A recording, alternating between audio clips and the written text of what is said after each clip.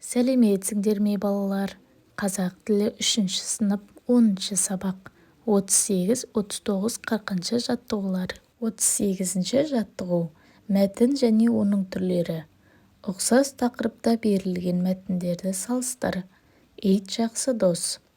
Бір баланың иті болыпты. Баланың аты Талғат, итінің аты Ақтөс екен. Талғат балаларға Ақтөстің пайдасы жоқ депті. Балалар күліп, біздің итіміз жақсы, үйді күзетеді, пайдалы дейді. Бірде Талғат орман ішімен келе жатып, бір қасқырды көріп қорыққаннан айқайлап жібереді. Оны Ақтөс естіп жүгіріп келеді. Ақтөстің аф-аф деп үргенін қасқыр қаша жөнеледі. Талғат оның көмектескеніне риза болады. Содан кейін Талғат Ақтөспен жақсы дос болып кетіпті. Жыл 12 ай журналынан. Мәтіннің атына назар аудар. Ол негізгі ойдың қысқаша атауы екенін дәлелде дейді. Тыңдалған мәтіндегі ақпараттың дұрыс-бұрысын анықта. Ақтөстің пайдасы бар. Ит үйді күзетпейді, пайдасыз. Ақтөс Талғатқа көмектеспеді. Талғат оған қатты ренжіді. Ит пен адам дос бола алмайды. Енді балалар, тапсырманы орындаймыз. Мәтіннің аты ит жақсы дос деп аталады.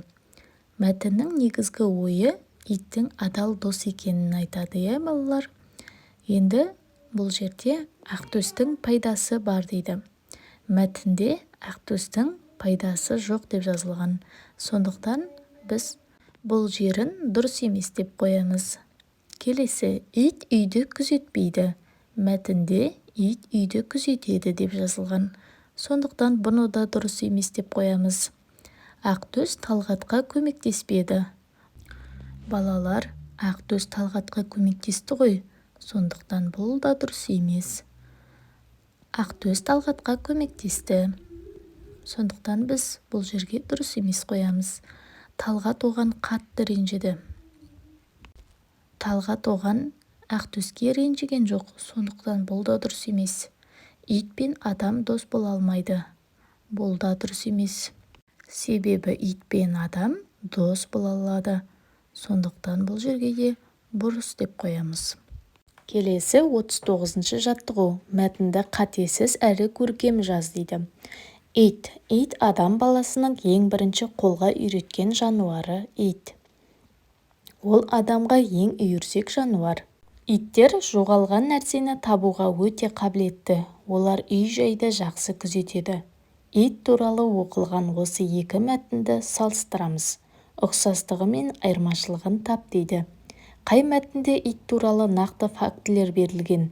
Қайсысы көркем мәтін? Суреттегі иттер туралы энциклопедиядан ақпарат тауып оқы дейді. Енді балалар, мына екі мәтінге қараймыз. Бірінші мәтін ол көркем мәтін екен. Ал екіншісі нақты фактілер екен. Бұл екінші мәтінде нақты фактілер айтылған. Сондықтан да оны нақты фактілерге жатқызамыз екен. Келесі тапсырма балалар. Мына суреттегі иттердің атын тауып мағынасын айтамыз, Бірінші тұрған ит құмайтазы, дәстүрлі ит түрі, ұлттық қазынаға жататын жануар. Екінші қасқыр ит. Бұл ит тұқымдарының бірі. Олар үлкен, күшті, жылдам, төзімді болады. Үшінші төбет немесе алабай. Олар өте ақылды, батыл және адал иттер қатарына жатады. Келесі 40-ші жаттығу. Төмендегі екі мәтінді салыстыр. Ұқсастығы неде? Айырмашылығы ше?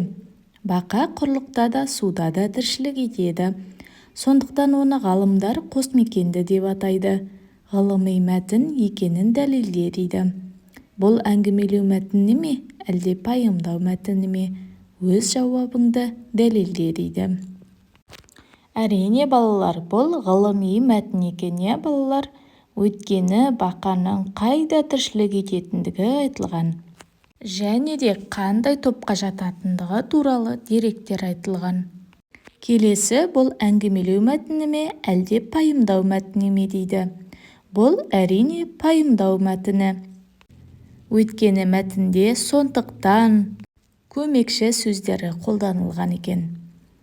Сондықтан балалар пайымдау мәтініне жатқызамыз екен.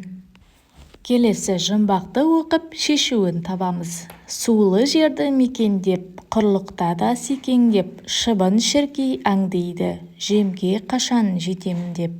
Бұның жауабы балалар. Бақа екен балалар. Жұмбақтың көркем шығарма екенін дәлелде дейді. Бұл өлең балалар. Өйткені бұл көркем шығармаға жатады екен балалар. Өйткені бұнда бір-біріне ұйқастық бар. Және де өлеңдегі негізгі мағынаны көркемдеп бейнелеп тұр. Сондықтан біз оны көркем шығарма екенін айта аламыз екен балалар. Жарайсыңдар балалар. Осымен біздің бүгінгі сабағымыз аяқталды. Сабақ түсінікті болса, лайк басып достарымызға таратамыз. Және тіркелмеген болсаңдар, подписаться кнопкасын басып тіркеліп алуды ұмытпаңдар балалар. Сау болыңдар.